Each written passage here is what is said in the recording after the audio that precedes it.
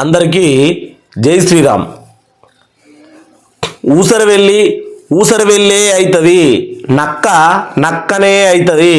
నక్కని తీసుకొచ్చి సింహాసనం మీద పెడితే అది సింహం కాదు అనే విషయాన్ని కాంగ్రెస్ పార్టీ రుజువు చేసుకున్నది. తెలంగాణలో 4 జిల్లాలు వరదల్లో కొట్టుకుపోతూ ఉంటే మంత్రులేమో వర్క్ ఫ్రమ్ హోమ్. నిన్నటి వీడియోలో మీకు చూపించిన, నిన్నటి పేపర్లో కూడా వచ్చింది. వర్క్లో అంటే వాళ్ళ ఇంట్లో ఉండి ఎక్కడెక్కడ సీసీ కెమెరాల్లో ఎక్కడ ఏం జరుగుతూ ఉన్నది, వాళ్ళకు వాట్సాప్ల్లో దాంట్లో వచ్చినటువంటి వరద ఘాతుకాలను, ప్రజల మృత్యువాతను, రైతుల పంట నష్టాన్ని ఇంట్లో ఉండి బెడ్రూమ్లో ఉండి వర్క్ ఫ్రమ్ హోమ్ జాబ్లు చేస్తూ ఉన్నటువంటి తెలంగాణ మంత్రులు సీఎం రేవంత్ రెడ్డి, ఉత్తమ్ కుమార్ రెడ్డి ఒక హెలికాప్టర్ వేసుకొని 4 జిల్లాలను చుట్టూ చెక్కలు కొట్టినటువంటి ముచ్చట. ఇయో గీడ గింత నష్టం జరిగింది, గాడ గంత నష్టం జరిగింది, గాడ కొట్టుకుపోతా ఉన్నారు, ఇయో గీడ ఇండ్లు కూలిపోతా ఉన్నాయి. ఈ రకంగా నువ్వు హెలికాప్టర్లో తిరుగుతూ ఉంటే మరి కింద కాలినడకలు వచ్చి క్యాన్వా వేసుకొని నీ ఎమ్మెల్యేలు కామారెడ్డి జిల్లా, సిద్దిపేట, సిరిసిల్ల, ఇంకా చూసుకుంటే మెదక్ జిల్లా, ఈ 4 జిల్లాలు మొత్తము జలమయంలో, జల దిగ్బంధనంలో చిక్కిపోయినటువంటి దృశ్యాలు మొత్తం యావత్ 2 తెలుగు రాష్ట్రాల భారతదేశం అంతా చూసినది. మరి మీ ఎమ్మెల్యేలు ఎవరైనా వచ్చినారా ఇప్పటి వరకు? ఏ ఊరికైనా రాలే. మీ యొక్క భాగవతం ఎట్లుంది అంటే ఒకసారి చూడరు. ఇగో సినిమా వాళ్ళు మీటింగ్ పెడితేనేమో ఎంత మంచిగా కూర్చొని వాళ్ళకు కాలు మీద కాలు వేసుకొని దర్జాగా వాళ్ళతోటి ముందట వాటర్ బాటిళ్ళు, ఇంకా వాళ్ళకి కావాల్సి కూల్ డ్రింకులు తెప్పిస్తాడు, భోజనాలు కూడా తయారు చేస్తాడు. ఎక్కడ అంటే మనకు బీహార్లో జరుగుతున్నటువంటి ఎన్నికల ప్రచారంలో మన రేవంత్ రెడ్డి సార్, రాహుల్ గాంధీ సారు ఇద్దరు ప్రచార రథంలో వాళ్ళ యొక్క ప్రచారం చేస్తూ ఉన్నారు. తెలంగాణ పబ్లిక్ వాళ్ళకి ఏం అవసరమో తెలంగాణ పైసలు వాళ్ళకు అవసరం, ప్రచారానికి వాడుకునేది. అక్కడ బీహార్లో పెట్టే ప్రతి రూపాయి తెలంగాణ సొమ్ము అని ఖచ్చితంగా మనం అందరం గుర్తుపెట్టుకోవాలి. లేకపోతే కాంగ్రెస్ పార్టీకి పైసల సెట్ ఏమైనా ఉందా?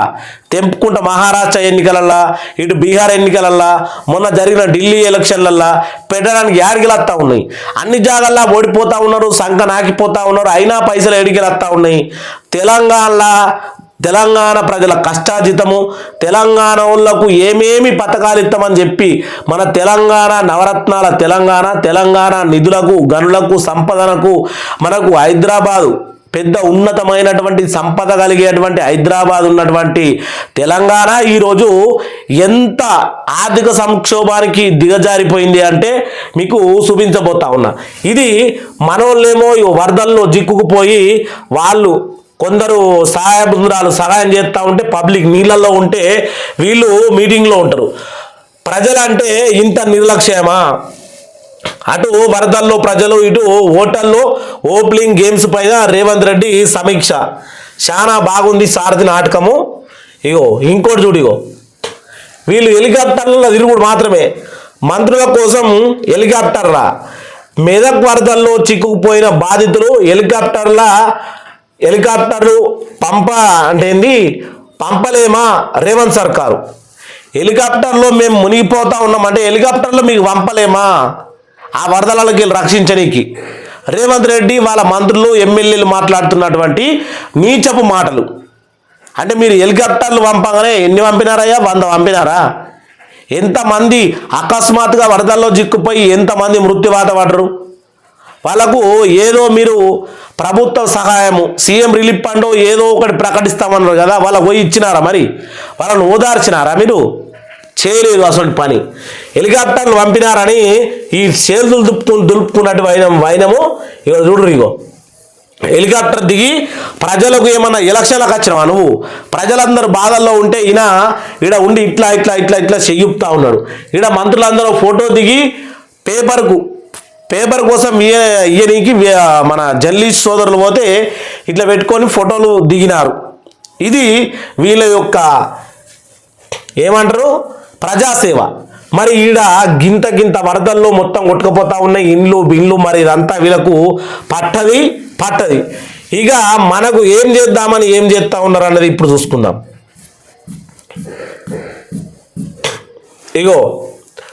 మనకు చేద్దామన్న ముచ్చటది అందుకే మన సంపద అంతా దోసుకపోతా ఉన్నారు అని నేను చెప్తా ఉన్నా. మన పక్కనే ఉన్న ఆంధ్రప్రదేశ్ ఏపీ కూటమి ప్రభుత్వం ఇలా గురువు చంద్రబాబు నాయుడు ఏమో దివ్యాంగులకు 2 రకాల పింఛన్లు 6,000 15,000 దాని గురించి కూడా రచ్చ జరిగింది మొన్న.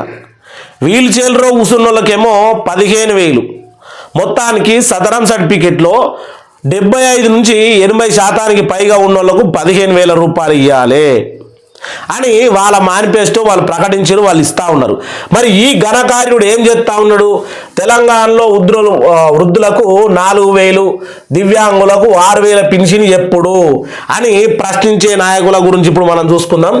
తెలంగాణలో కాంగ్రెస్ ప్రభుత్వం అధికారంలోకి వచ్చిన తర్వాత పింఛన్లు పెంచుతామన్న ఆశ ఇట్లా విషమించబడింది, అంటే మనకు పోయింది అన్నట్టు.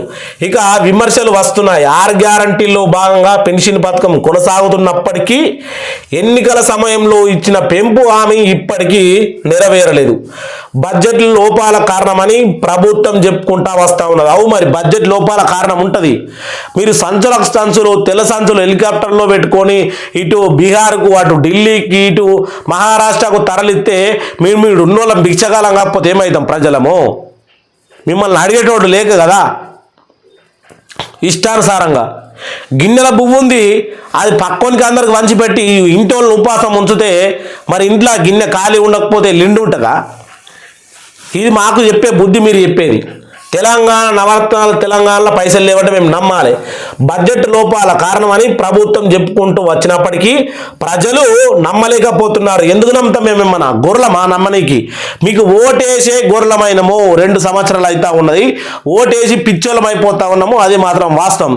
యూరియా కోసం కొట్టుకునుడు, యూరియా కోసము ఈ యొక్క ప్రభుత్వాన్ని ఏ రకంగా తిట్టాలో ఇక నా నోటికి మనను కూడా అరెస్ట్ చేస్తారో చెప్పలేం, కానీ ఘోరాతి ఘోరంగా తిట్టిన పాపం తలగది. జై జవాన్ జై కిసాన్ అనే ఈ భారతదేశంలో యూరియా కోసం లైన్లు పడితే వాళ్ళను పోలీసులతోటి కొట్టించిన ఈ దీన్ని ఏమంటారు, నీచ ప్రభుత్వం. పోలీసులతోటి రైతులను కొట్టిస్తారా మీరు? సిగ్గు శరాలు లేని ప్రభుత్వము మీరు. ఇక ఈడ ఏదైతే ప్రజలు నమ్మకం కోల్పోయారని భావిస్తున్నారు, ఈ నేపథ్యంలో కాంగ్రెస్ ఎన్నికల్లో ఇచ్చిన వాగ్దానాన్ని నిలబెట్టుకోవాలని ప్రత్యేకంగా దివ్యాంగుల పెన్షన్ పెంపు తక్షణమే అమలు చేయాలని ఎంఆర్పిఎస్ వ్యవసాయ స్థాపక అధ్యక్షుడు పద్మశ్రీ అవార్డు గ్రహీత మందకృష్ణ మాదిగ డిమాండ్ చేస్తూ ఉన్నారు. ఆయన మన తరపున నిలబడి తెలంగాణ వృద్ధులు అలాగే దివ్యాంగులు ఇంకా హెచ్ఐవి ఈ యొక్క డయాలసిస్ మలేరియా హెచ్ఐవి వీళ్ళు ఏమీ పని చేసుకోలేరు. డయాలసిస్ ఉన్న వాళ్ళకు రోజుకోసారి బ్లడ్ ఎక్కించుకుంటూనే ఉండాలి. వాళ్ళు ఏం ప్లాన్ చేస్తారు? వాళ్ళ బాడీ ఎప్పుడు ఇట్లా షేక్ అవుతూ ఉంటుంది. వాళ్ళు బతకడమే తప్పితే వాళ్ళు ఏం పని చేయలేరు. అసొంటి వాళ్ళకు ఏపీ గవర్నమెంట్ 10,000 రూపాయలు ఇస్తూ ఉన్నది. మొత్తమే కుర్చీలో నుంచి ఇవ్వని వాళ్ళకు సదరం సర్టిఫికెట్లో 75% 80% ఉంటే వాళ్ళకు 15,000 రూపాయలు ఇస్తూ ఉన్నది. ఎందుకంటే వాళ్ళ ఖర్చులు కావాలి కదా, వాళ్ళు కూడా మనుషులే, ప్రాణం ఉన్నది, ఓటేసారు, వాళ్ళకు ఖర్చులకు పైసలు కావాలి. మరి ఎమ్మెల్యేలేమో 2,68,000 రూపాయల జీతం తీసుకొని ఏడబెట్టుకుంటారా మీరు? 5-6 కార్లు 5-6 బంగ్లాలు అవన్నీ. మరి ఇసొంటి ఏదైతే మనకు డయాలసిస్ మలేరియా హెచ్ఐవి దివ్యాంగులు వికలాంగులు వీళ్ళ గద ఇవ్వాల్సింది ఈ 3 రకాల కేటగిరీల కన్నా ఇవ్వాలి కదా. వీళ్ళు ఏమీ పని చేసుకొని బతకగలుగుతారు? ఇక్కడ మనకు మందకృష్ణ మాదిగ గారు డిమాండ్ చేస్తూ ఉన్నారు. దీని గురించి ఇక వీళ్ళ గురించి హామీలలో ఈ హామీలను మనం చూసుకుంటా పోతే మనకు అది కాదు పోదు. దీని గురించి మనం మాట్లాడడం కూడా వేస్ట్. ఇదొకటి చూసుకుందాం ఒకసారి. ముఖ్యంగా దివ్యాంగుల కోసం ప్రకటించిన సహాయం పెంపు ఆలస్యం కావడం పైన అసమాధానాన్ని కలిగిస్తుంది. ఈ నేపథ్యంలో ఎంఆర్సిఎఫ్ వ్యవస్థాపకుడు అధ్యక్షుడు పద్మశ్రీ గ్రహీత మందకృష్ణ మాదిగ మంగళం విప్పారు. దివ్యాంగుల పింఛన్లు తక్షణమే పెంచాలని ఆయన డిమాండ్ చేస్తూ సెప్టెంబర్ 9 నాడు హైదరాబాద్లో పెద్ద ఎత్తున బహిరంగ సభ నిర్వహించనున్నట్లు ప్రకటించిండు. గురువారం వరంగల్ జిల్లాలో గినుర్సుకొండ మండలంలో మరియు జరిగినటువంటి సన్నాహక సమావేశంలో ఆయన మాట్లాడుతూ ఎన్నికల సమయంలో ఇచ్చిన వాగ్దానాలను నిర్వహించడం ప్రజలతో చేసిన మోసమని విమర్శించారు. ఖచ్చితంగా వీళ్ళు మోసం. కాంగ్రెస్ పార్టీ అంటే మోసం అంటేనే కాంగ్రెస్ పార్టీ. అందులో ఉన్న నాయకులు తెలంగాణలో వీళ్ళోళ్ళ వాళ్ళ పక్కన పెడితే కావాల్సింది ఇగో ఇటు చూపిస్తారు కదా, ఇది చూద్దాం ఒకసారి. ముఖ్యంగా వికలాంగులు, వృద్ధులు, వితంతువులు, కండరాల వ్యాధితో బాధపడుతున్న వారికి. ఒకటి వికలాంగులు, వృద్ధులు, వితంతువులు, కండరాల వ్యాధితో బాధపడుతున్న వారు అంటే 4 రకాల పింఛన్లు. ఈ 4 రకాల వాళ్ళు ఏమీ పని చేయలేరు. ఇందులో కండరాల వ్యాధితో బాధపడుతున్న వాళ్ళంటే HIV వాళ్ళు వస్తారు, అలాగే డయాలసిస్, ఫలేరియా, ఇలా చూసుకుంటే అందరూ వస్తారు. దివ్యాంగులు, వీల్ చైర్లో ఉన్నోళ్ళు, చేతులు లేనోళ్ళు, వీళ్ళు వాళ్ళు అందరూ. వృద్ధులు, మొత్తమే వృద్ధాప్యంలో ఏం పని చేసుకొని బతకగలుగుతాం మనం. ఇగో ఈ వితంతువులు అంటే భర్త చనిపోయి భార్య మిగిలి ఉన్న వాళ్ళు బయటకు వెళ్ళి ఈ సమాజంలో పని చేసుకోలేరు. ఈ 4 కేటగిరీల పింఛన్లు పెంచాలని మందకృష్ణ మాదిగ గారు మనకు ఈ 9న హైదరాబాద్లో జరిగేటువంటి బహిరంగ సభకు భారీ ఎత్తున అందరూ కదిలి రావాలని ఆయన పిలుపునివ్వడం జరిగింది. ఈ ప్రభుత్వాన్ని ఈడ్చి రోడ్డు మీదకి సిగ్గు శరముందా అని అడిగనీకి తెలంగాణ గలం విప్పాలని ఆయన మాట్లాడుతున్నటువంటి ముచ్చట. ఇక జీవనాధారమే అంటే ప్రభుత్వం మనకు పింఛన్ ఇచ్చే అదే జీవనాధారం అయ్యే ఈ యొక్క పింఛన్ల పెంపు ఆలస్యం అవుతుందనే నేపథ్యంలో వృద్ధులకు 4,000, వికలాంగుల సహాయం 6,000, కండరాల వ్యాధికి బాధపడుతున్న వారికి 15,000 వరకు పెంచాలని ఆయన స్పష్టంగా కోరారు.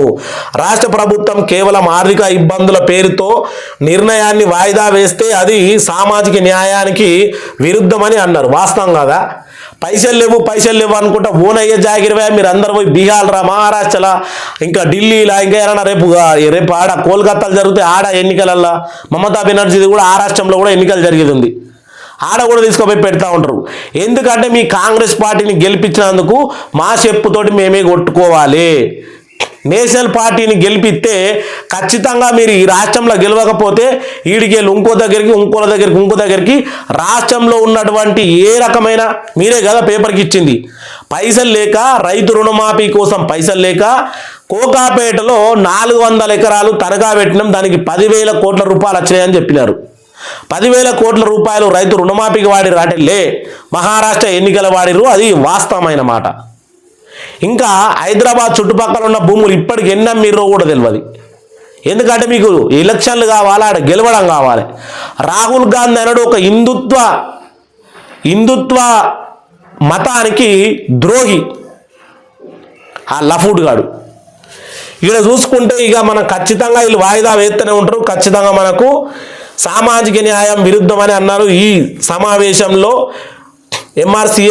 FRCF, HIV రాష్ట్ర నాయకులు కూడా పాల్గొని తమ మద్దతు ప్రకటించాలని, సామాజికంగా వెనుకబడిన వర్గాలకు ఆర్థిక భరోసా కల్పించేందుకు పింఛన్ పథకాలు కేవలం రాజకీయ వాగ్దానాలకే పరిమితం కాకుండా నిత్య జీవితంలో అవసరమైనటువంటి మద్దతు కావాలని నేతలు స్పష్టం చేస్తూ ఉన్నారు. పక్కనున్నటువంటి మీ చంద్రబాబు నాయుడు నీ గురుకోసారి ఫోన్ చేసి కనుక్కో ఏం జరుగుతూ ఉన్నదని. దివ్యాంగులు మొత్తం రోడ్డెక్కి బైఠాయించి ఎక్కడికక్కడ ధర్నాలు చేస్తూ ఉంటే మళ్ళా దేవుడా అంటూ ఏదైతే సదరం సర్టిఫికేట్లో జరిగినటువంటి అవకతవకలకు మళ్ళా వాళ్ళు నోటీసులు మేము వాపసు తీసుకుంటా ఉన్నాం, యథావిధిగా అందరు పింఛన్లు కొనసాగిస్తామని చెప్పిండు. కండరాల వ్యాధితో బాధపడుతున్న వారికి 10,000 నుంచి 15,000, ముఖ్యంగా సదరం సర్టిఫికేట్లో ఏదైతే మనకు 75 నుంచి 80% పైగా ఉన్న వాళ్ళకు 15,000 రూపాయలు ఇస్తున్నటువంటి నీ గురువుని అడిగి తెలుసుకో చెప్తాడు. ఈ యొక్క 4 కేటగిరీల వాళ్ళు ఏం చేసుకొని బతుకుతారో అలా ఓటు అయితే నీకు కావాలి. నువ్వు ఎమ్మెల్యే కావడానికి వేసుకున్నావు, నీ ఎంపీల కోసం వేసుకున్నావు, ఎమ్మెల్సీ కోసం వేసుకున్నావు. ఇప్పుడు సర్పంచ్ ఎలక్షన్ల కోసం కూడా నువ్వు ఓట్ల కోసం ఇళ్ళకి వస్తావు కదా, అప్పుడు నీ నాయకులకు నీకు ఎలాంటి బుద్ధి చెప్తారో తెలంగాణ ప్రజలు అప్పుడు కనబడుతుంది. అప్పటిదాకా ఇక అదేమంటారు చూడు, మంచి మాటకు చింతకాయలు రాలయి. ఖచ్చితంగా కట్టెతోటో చెప్పుతోటో చీపురు కట్టెతోటో కొడితేనే చింతకాయలు రాలుతాయి. అది ఉన్నతమైన మాట, వాస్తవమైన మాట. పెద్దలు ఏదైనా ఊరికైనా చెప్పిర్రు అంటే దానికి అర్థం పరమార్థం ఉండే ఉంటుంది.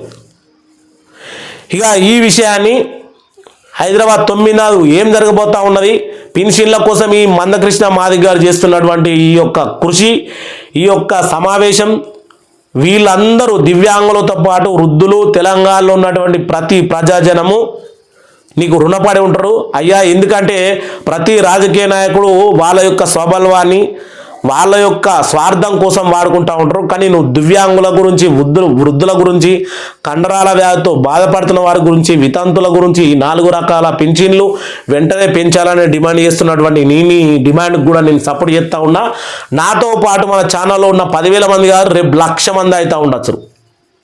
ప్రతి ఒక్కరు వీడియోను అన్ని గ్రూపులలో షేర్ చేయాలని కోరుకుంటూ అందరికీ జై శ్రీరామ్, జై జై శ్రీరామ్.